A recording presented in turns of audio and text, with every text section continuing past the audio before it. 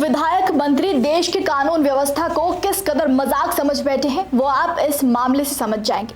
दरअसल एक बीजेपी विधायक पर आरोप लगा है कि उन्होंने हाईकोर्ट के जज पर अपना फैसला बदलने का जबरदस्ती दबाव बनाया और दबाव के चलते जज ने वो केस ही छोड़ दिया। हम अक्सर अपने देश के कानून व्यवस्था और कानून प्रणाली पर सवाल उठाते हैं, हमेशा सरकार से सवाल करते रहते हैं कि आखिर देश में न्याय क्यों नहीं मिलता। लेकिन न्याय मिलेगा भी कैसे जब खुद सत्ता चलाने वाले नेता ही कानून को खरीदने पर तुले हुए हैं। जज नहीं चाहते थे कि फैसला बदले, लेकिन फिर भी उन पर दबाव बनाया गया और आखिरकार जज साहब ने खुद को इस सुनवाई से ही अलग कर लिया। क्या है पूरा मामला, चलिए विस्तार से चर्चा करते हैं। नमस्कार, हमारे खास शो ये हिंदुस्तान है संविधान से चलेगा में आपका स्वागत है और मैं हूं आपके साथ महक सादाई।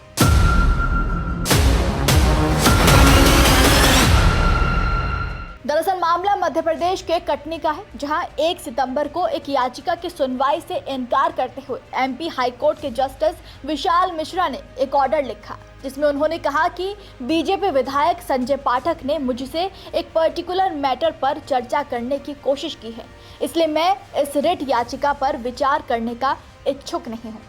और ये कहकर जज ने खुद को इस केस से ही अलग कर लिया। और ये याचिका थी बीजेपी विधायक संजय पाठक के परिवार से जुड़ी कंपनियों के अवैध खनन पर कार्रवाई की। संजय पाठक दोषी पाए गए थे, लेकिन फैसले से पहले ही जज ने केस की सुनवाई से खुद को अलग कर लिया। बता दें कि संजय पाठक पूर्व मंत्री और बीजेपी के मौजूदा विधायक हैं। कटनी के रहने वाले आशुतोष मनु दीक्षित ने बीजेपी विधायक संजय पाठक और उनके पूरे परिवार पर अवैध खनन का आरोप लगाया था। उन्होंने पाठक के परिवार से जुड़ी कंपनियों के अवैध खनन से जुड़ी शिकायतें 31 जनवरी 2025 को EWU के विभाग में की थी, लेकिन 6 महीने बीत जाने के बाद भी मामले में जांच आगे नहीं बढ़ी, जिसके बाद मनु दीक्षित ने हाई कोर्ट में याचिका लगाई। याचिकाकर्ता आशुतोष मनु दीक्षित ने इसके जरिए मांग की थी कि शिकायत के बाद भी पाठक की कंपनियों के खिलाफ कार्रवाई नहीं हो रही है। इन कंपनियों पर आशुतोष ने शिकायत में कहा था कि इन कंपनियों ने 1000 करोड़ रुपए की राशि जमा नहीं की है। हालांकि इसके बाद शिकायत पर 23 अप्रैल को एक जांच टीम बनी। टीम ने 6 जून को रिपोर्ट शासन को सौंप दी। इसमें तीनों खनन कंपनियों पर 443 करोड़ रुपए की वसूली निकाली गई थी। तो वहीं इस मामले पर मुख्यमंत्री मोहन यादव ने भी विधानसभा में जानकारी दी थी कि जबलपुर जिले की सिहोरा तहसील में आनंद माइनिंग कॉर्पोरेशन, निर्मला मिनरल्स और पैसिफिक एक्सपोर्ट द्वारा मंजूरी से ज्यादा खनन किया गया। याचिका दायर के कुछ ही दिन बाद खनिज विभाग ने पाठक के परिवार से जुड़ी कंपनियों के खिलाफ 443 करोड़ का जुर्माना लगा दिया। यहाँ तक कि भारतीय खनन ब्यूरो के आंकड़ों और सैटेलाइट इमेजरी के आधार पर जांच से जबलपुर के सिहोरा तहसील में बड़े पैमाने पर अवैध खनन की पुष्टि हुई। हालांकि इस मामले में कंपनियों ने अपना स्पष्टीकरण देते हुए बताया कि 70 साल से खनिज का व्यापार कर रहे हैं। इतने सालों में कभी उन पर रॉयल्टी या टैक्स चोरी की कोई शिकायत नहीं है। सिर्फ इतना ही नहीं, पूर्व मंत्री और बीजेपी विधायक संजय पाठक पर और भी कई बड़े गंभीर आरोप लगे हुए हैं।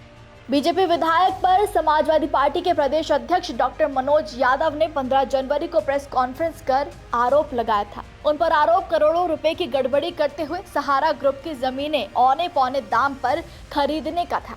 शिकायत मिलने के बाद आर्थिक अपराध अन्वेषण ब्यूरो ने PE दर्ज कर जांच शुरू की।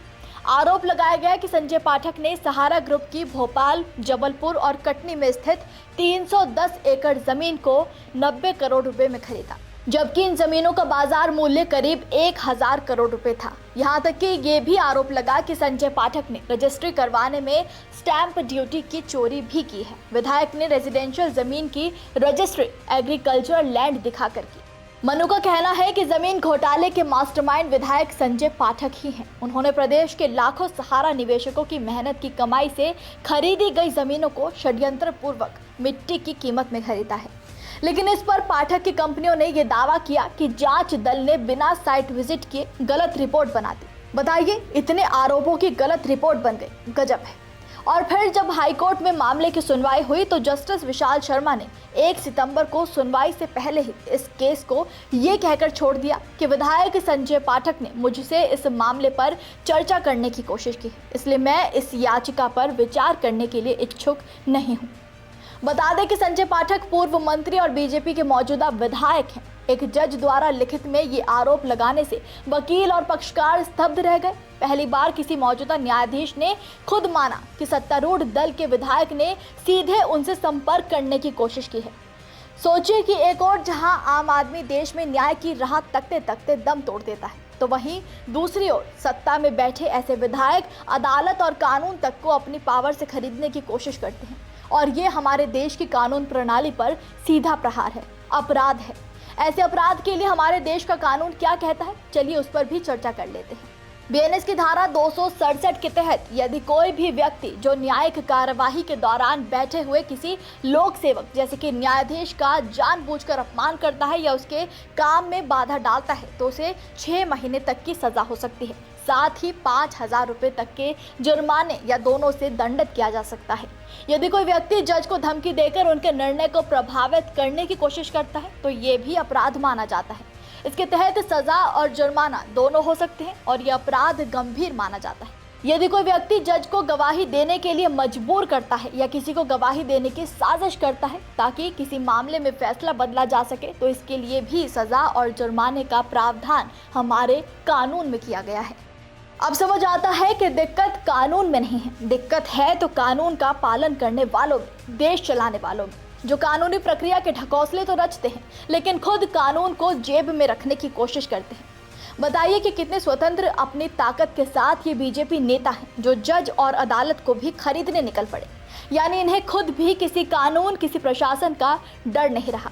और ऐसे लोगों के लिए ही कानून का शिकंजा हमेशा चलता रहेगा, क्योंकि हिंदुस्तान है, संविधान से ही चलेगा।